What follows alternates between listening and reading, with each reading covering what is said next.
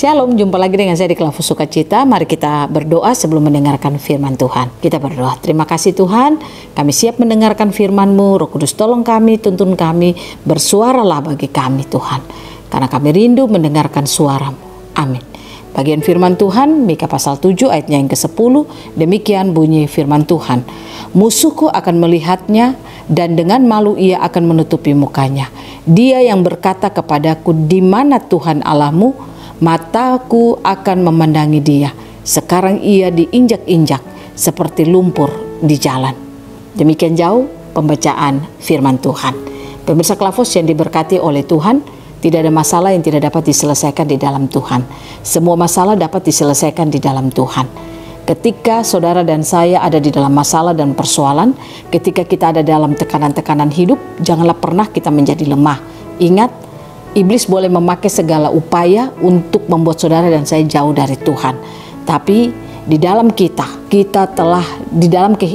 di dalam kehidupan saudara dan saya, kita bersyukur Yesus Kristus diberikan bagi kita untuk bagaimana kita memiliki kuasa untuk mengalahkan segala kuasa-kuasa si jahat.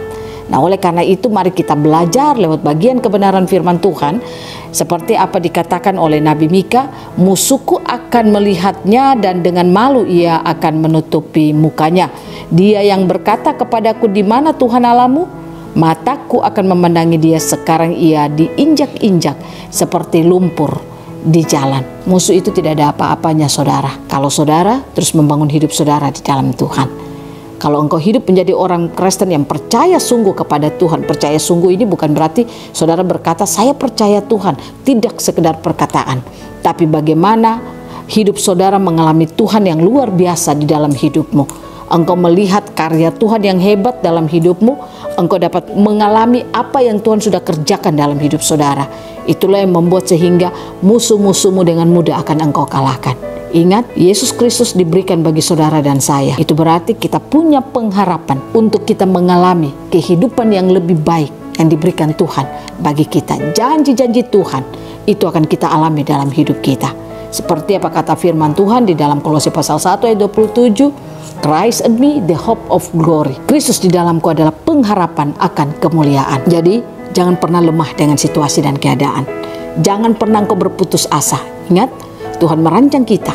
Dia telah memberikan kita kreativitas, kemampuan, kapasitas untuk bagaimana kita dapat menaklukkan semua hal yang ada di dunia ini.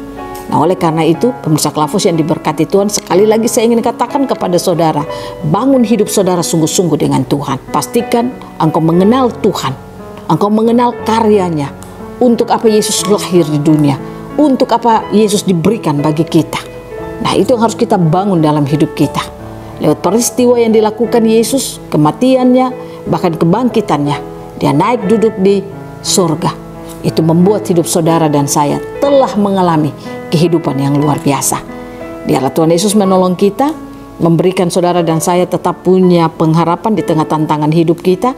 Kita tetap melihat kalau Tuhan itu ada dan dia tetap berkarya dalam hidup kita. Sehingga musuh-musuh dengan mudah akan kita kalahkan.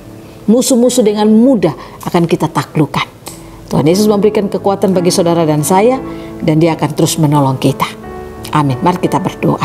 Terima kasih Bapa, firman-Mu telah menguatkan kami, membuat kami membangun percaya kami sungguh kepadamu. Dalam nama Yesus kami berdoa, Tuhan biarlah firman-Mu itu jadi dalam hidup kami. Amin. Shalom, Tuhan berkati kita semua.